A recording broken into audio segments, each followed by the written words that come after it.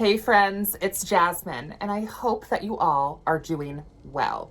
If you're new to my channel, welcome. I am a witchy content creator here on YouTube. So if you're into that sort of thing, definitely check out some of the other videos here on my channel. And if you are a returning subscriber, thank you so much for coming back. Your support seriously really means the world to me, and I really appreciate it. Make sure to like this video, hit subscribe if you want to see more, and make sure that you hit that bell so that way you can stay alerted to every single time that I upload. You should get a notification. YouTube's been kind of doing some weird stuff lately where when I go live or I upload, it's not telling people or it's not alerting people. So I'm not sure if there's some sort of glitch on that end or what's going on. Maybe that's like a Mercury retrograde tea. I don't even know. Basically, since Aries season, I have started making what I'm kind of calling cosmic witchcraft content. It's like a series. It's whatever. I don't know. We're still figuring it out and we're 9 in. But basically, every single astrological season, so Aries, Taurus, Gemini, etc., I have been filming 2 videos. One video kind of explaining the astrological season of that zodiac, and another video kind of breaking down how we as witches can really be working with this zodiac in our practice. Now, when I am filming this, I am filming it during each solar season. However, if you're watching this and it's not currently Sagittarius season, but you would like to incorporate a little bit of that zodiac into your magic, then I recommend that you wait until the proper moon phase is in Sagittarius and weave your magic that way. Also, I want to kind of give a disclaimer here and make it clear that I in no way am trying to tell you how to practice. Your practice is very much your own, and it's not my place to tell you what's necessarily right or wrong for you. But as someone who is an astrologer and is a practicing witch, I feel like it can benefit us greatly as witches to have some sort of a working knowledge of the planets and stars and their influence, because I very much believe as a witch that magic follows the path of least resistance. And I know that there's many other witches who believe this as well. So, thus far, I think that if there are certain cosmic alignments that could make one working more fruitful than another, I'm personally going to pay attention to that. That does not mean that you need to pay attention to every single moon phase for every spell that you are doing or any planetary conjunction for any spell that you are doing. Folk magic is a thing. And if you want to be a folkish practitioner, if you want to keep it low magic, down to the earth, great.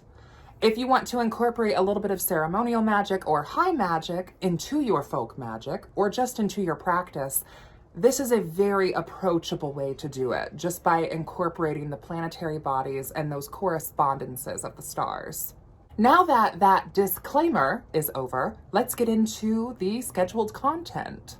We are now in the season of Sagittarius. Happy birthday to all of my Sagittarian friends and followers. I hope that you have a blessed and happy birthday. I know that I have quite a few Sages in my life that are very near and dear to my heart. It seems like I just kind of collect Sagittarians. I don't know if that's because of my air sun being very, getting along with fire suns, because those are cooperative elements in that regard, or if I just, because I'm a Libra, I need the brashness of Sagittarius in my life. Now, in this video, we're not really going to be talking about like individual people and their personalities as a Sagittarius. Remember, we're kind of looking at this more on a cosmic, high magic sort of level. So what kind of is the frequency of this zodiac?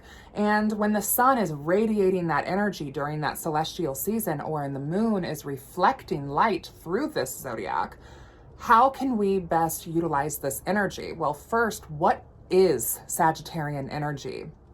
Well, for one, there's kind of a trope that Sagittarius is the sign of the conqueror. And this is due to some of its warlike or expressive nature. The planet that is most associated with Sagittarius being Jupiter. Jupiter is this planet of expansion. Jupiter is very much a planet of wealth and fortune, but really its biggest keyword being like expansion. So you can definitely incorporate, Jupiter and look at your chart and see where Jupiter is. This is supposed to kind of represent where blessings are laid out for you in your life, and incorporate some of it that way. Incorporate working with Sagittarius through the planet Jupiter. You would need to look at your own natal chart and see where Jupiter falls in order to really harness some of those blessings, depending on what house that they're in. Jupiter rules the 9th house. So we just covered the 8th house with Scorpio. If you're interested in sex, death, taboos, witchcraft, you want to look at the 8th house. But when it comes to the 9th house, we're looking at basically truth and travel. Sagittarius and the house that it rules is a very philosophical sign. And it also is very much, because it's ruled by Jupiter, it's about expansion and discovery. Whether that discovery kind of be more within and internal, like self-discovery, or literally discovery through travel, as in physical, earthly travel. This particular placement and sign, though, can also be very much associated with astral travel as well. This is about opening up our conscious mind, delving more into a deeper understanding, and really expanding our consciousness and expanding our understanding. If we take a look at who Sagittarius really is in mythology, it's often believed that Sagittarius is Chiron. Chiron being a centaur and also kind of a priest or healer in the mythology. And Chiron, as far as asteroids go for astrology, is associated with like the wounded healer trope, and is it kind of associated with like the skeletons in the closet or the individual wounds that may need tending to or healed, and where we can heal from these wounds. That's what that asteroid represent. But the zodiac Sagittarius is also Chiron in mythology.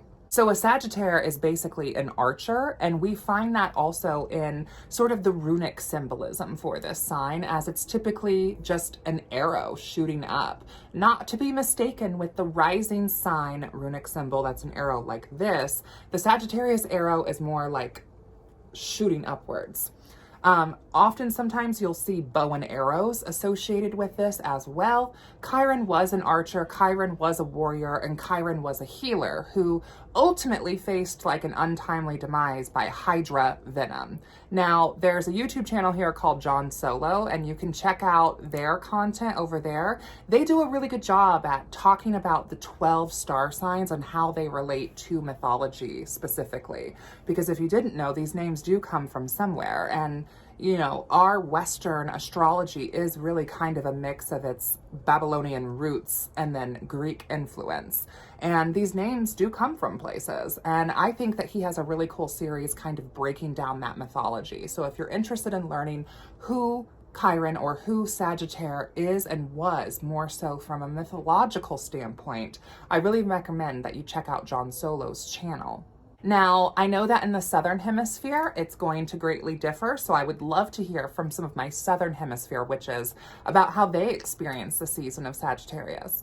But for us, up here in the Northern Hemisphere, and where I live in the Midwest of America, it's very much this mutable season where we are very much shifting completely out of fall and totally into winter now. Sagittarius is a fire sign, meaning that sex and spirituality, passion, life force essence is what is most associated right now with this zodiac.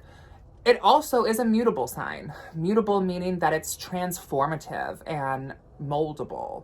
It's a flexible season. Where I live, things are definitely getting colder, and we're kind of moving our activities more so inside as opposed to outside. So I think that the themes of expansion might come from traveling for the holidays or expanding our consciousness through getting to our studies, reading, journaling, getting into our hobbies. Maybe that looks like sketching or crochet, but really kind of going within. After we have that descent from Scorpio, now we're kind of exploring and expanding our consciousness is really what this is about. So spell work wise, you can kind of fill in the blanks about how you feel you might be able to do that. You know, if you work with the aspect of Jupiter, that would be kind of more like money, blessings, expansion, knowledge, power. Those are all very Jupiterian aspects. If you work through this just through the zodiac of Sagittarius, you have a slew of things that you can pull from. You know, Chiron being the healer, the medicine man, the warrior, all these different aspects that you can pull from mythologically. In the tarot, Sagittarius is associated with temperance. Sorry about that. It seems like every time I go film or do a live stream, someone tries to call me. But yes, Sagittarius is associated with temperance. Temperance kind of representing good or bad spirits within a reading. And I also feel like it kind of brings in this cosmic spiritual virtue of understanding, cosmic understanding, which, you know, takes our entire lifetimes to be able to really start to even begin to navigate. I feel like the more and more we walk down the crooked spiral path, the more and more we understand how little we actually know and how much there is that we don't know and don't understand. As far as an animal correspondent, I would definitely associate horses with Sagittarius in the sense that Sagittarius is not only an archer, but an arching centaur. So a bow and arrow and a horse and a centaur, those would be some of like the main aspects, along with that runic symbol, which is that shooting arrow, which magically speaking, arcane speaking, I think that that shooting arrow can be a metaphor for our magics. Many of us where I live right now are also kind of working on goals and plans and resolutions for the new year. This is often an extremely, extremely busy season with holiday shopping, traveling, everything going on. And I think that it's important to take some time back and reserve it for ourselves to recharge, because you cannot pour from an empty cup. In our particular tradition, we normally kind of start making some spiritual resolutions come the Witch's New Year or Samhain, but we also have the Gregorian New Year in January. And so I feel like some of the Sagittarian arcane magic can be kind of putting forth into action maybe some of the goals or resolutions that we made come the Witch's New Year, and start maybe putting them a little bit more pen to paper and just planning. I'm not necessarily saying that we should start, but really planning so that way the arrow has, like, you know, a good path to take to begin with.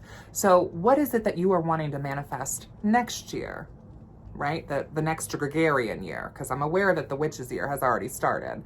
But next Gregorian year, what is it that you're looking to really manifest in your life? I think that's where we can incorporate Jupiter, and I think that's where we can incorporate Sagittarius. It's expansion work. It's manifestation work at its finest. So if you're watching this and it's maybe a full moon in Sagittarius, you can think about those Jupiterian energies manifesting through this zodiac and being reflected into your magic by the moon. I hope that you all are enjoying this series. I will also be uploading my Sagittarius magic video soon. And as always, all of my videos go to Patreon first for early release. And if you're interested with connecting with me, maybe scheduling your own natal chart reading or booking a psychic reading, you can check out my links down below. Messaging me on Instagram is the fastest way to get in contact with me. And if you're interested in taking any of my classes, check out my Patreon down below, where I have astrology and tarot, other sorts of divination and occult courses as well, and some workshops available for you. Recently, I just finished up with the Do All Witches Think the Same live stream, which was honestly so fun. I did this twice last year, and I really had a good time. So this year I wanted to do it again, and I was fortunate enough to have on some creators who were on before, as well as some new creators who I hadn't had on my channel before. So that was really fun and exciting. I'm really hoping to do a second Do All Witches Think the Same. So if you are a content creator who, you know, likes the idea of that style of game show and is interested in maybe participating, make sure that you comment down below or send me a message on Instagram and just let me know that you're interested in the second round, which I think we might do that January, February. December is just so busy for me, and I have a lot going on already coven-wise in January. So I think by February, I might have a little bit more free time to do a live stream on a Saturday. a lot of my Saturdays are already looking kind of crazy. Also, I wanted to remind all of you that we will be facilitating another Shaba Yalda's winter solstice live stream community ritual January 7th. And that's just kind of a way to say thank you to everyone who has helped motivate me and inspire me and grow and build this channel into what it is, whether you support me on Patreon or you watch me here on YouTube. Regardless, I've made some really amazing friends just by being a creator here on YouTube. And I want this community live stream ritual to kind of be a way just to say thank you, because it really does mean a lot to me. We'll be posting some details to this ritual, as we get closer. And if you are on my Patreon, you will be getting a personalized candle burned with intention for you at the ritual. I'm going to head over to my coven mate's house and hang out with them for a little bit before I need to come back and start getting some things packed because I'm taking like a little trip. So maybe more details to come about that later. Thank you all so much for watching, and until next time, blessed be, and I'll see you in hell.